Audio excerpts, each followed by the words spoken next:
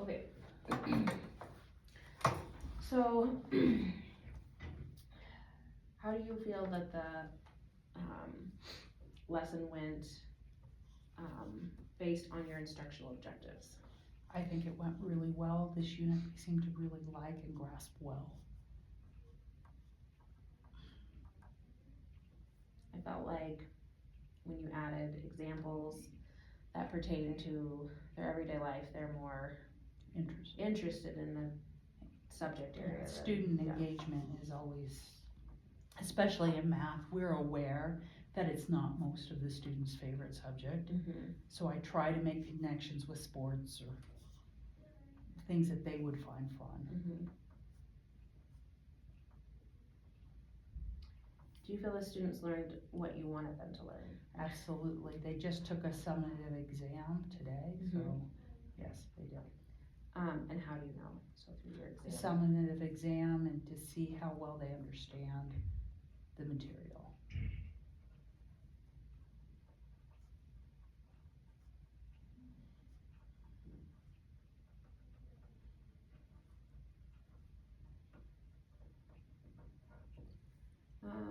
How were the choices of the teaching methods or strategies effective?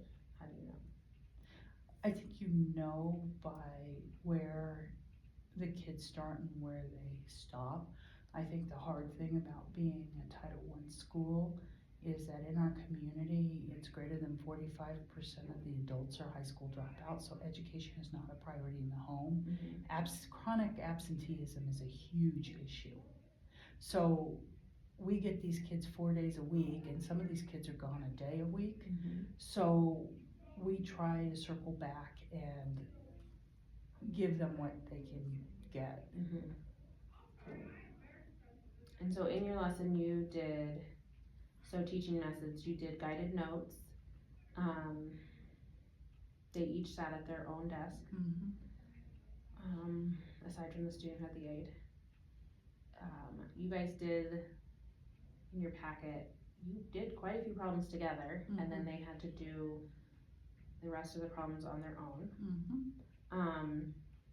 I noticed that you did use, used student names when calling on people. And then there were, I think, 2 or 3 students who raised their hand and asked for help on something that they didn't know. And you did circulate the classroom. And so the raising the hands is a critical teaching point. If I have hands in the air, then what they're learning is right at the right level. If the level's too high, they're completely lost, they don't raise their hands. Okay. And if the level's too low, nobody's asking questions. So your Right. goal is to have a decent amount of hands raised. And the other reason that I call on names is it'll be the same 2, 3 kids answering all the time if I don't Right. call on names. And they also know by calling on names not to just blurt out their answer. And to pay attention. Mhm. Let's see.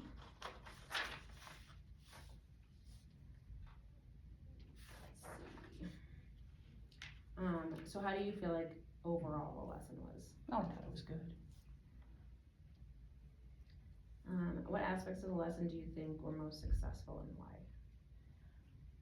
I think where the students are engaged, it's most successful, and where they can understand. So let's think about, is there a relationship between shoe size and elementary school students reading?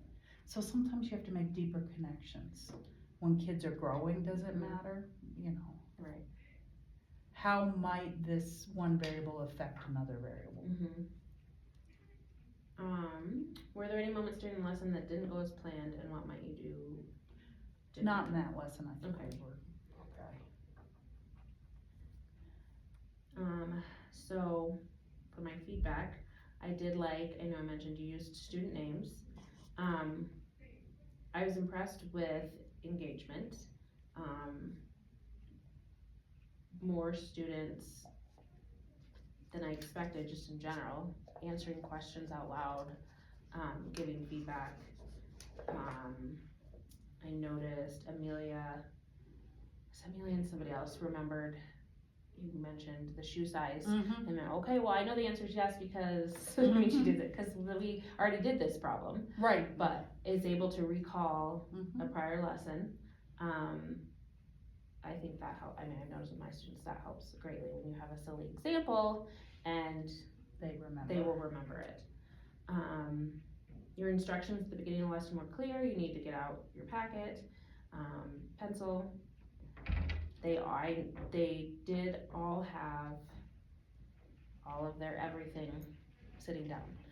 And also because it's a Title I school, we provide everything. So the folders stay in the rooms, the notebooks stay in the rooms, we provide the notebooks, we provide the pencils, so there's no reason. I keep spare pencils, Mhm. you just come get them.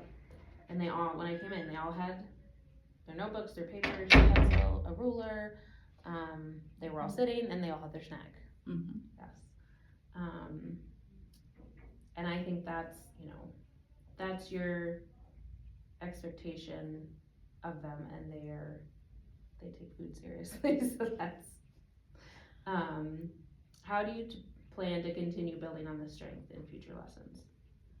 So math scaffolds on itself unlike any other subject, and we're gonna go over. So for example, we just finished bivariate data. The next 2 weeks before Christmas, we're gonna circle back and do slope of a line and slope intercept, point slope, and standard form. We're gonna navigate back and forth between all forms. So then starting right after Christmas, we can do solving systems of equations graphically, substitution and elimination. So there's a sequencing order. Mm-hmm. And one of the things that's interesting about mathematics, if you take, say, I don't know, geometry, Mm-hmm.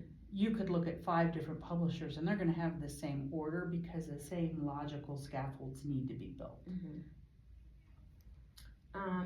So areas for improvement, I didn't see anything that I felt needed to be improved. I was very impressed with just with the classroom management expectations. They come in, they know what they're supposed to do. Again, them asking questions, being engaged, even when not called upon, I think is a really big deal. What challenges do you face in the classroom, and what strategies have you tried? So it depends on the classroom. I have other classrooms with kids who are very ADHD. Mm-hmm.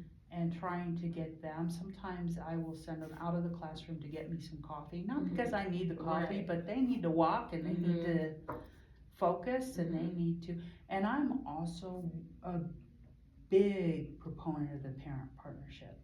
If a student doesn't work in my classroom, I send the material and the answer key via email to the parent, because I want the kids to know that there's that accountability piece. Mm-hmm. And they're gonna have to do the work. Mm-hmm.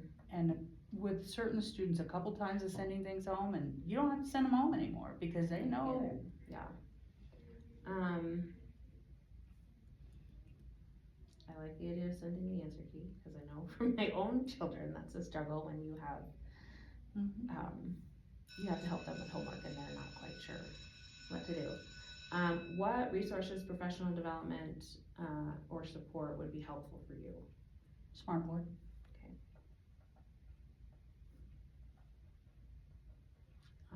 How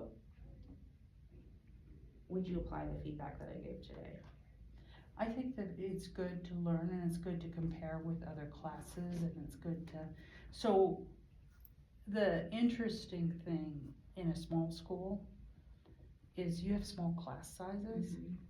However, you have low expectations from the households. Mm-hmm. The community engagement is not there. Mm-hmm. And you have a lot of preps.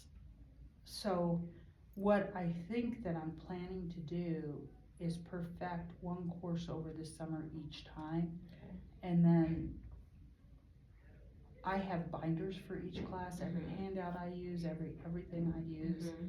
and then multiple notebooks, Mm-hmm. and then integrated. One of the things that I'd like to do is do a hybrid class with computer science Okay.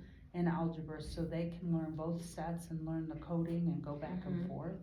I mean, there's lots of ideas. Do you have any classes where you have, like they're dual class where it's two different subjects, or is it all the same? No. Okay. I think math is blessed in that. Yeah. Alright, I think that's it. Thank you.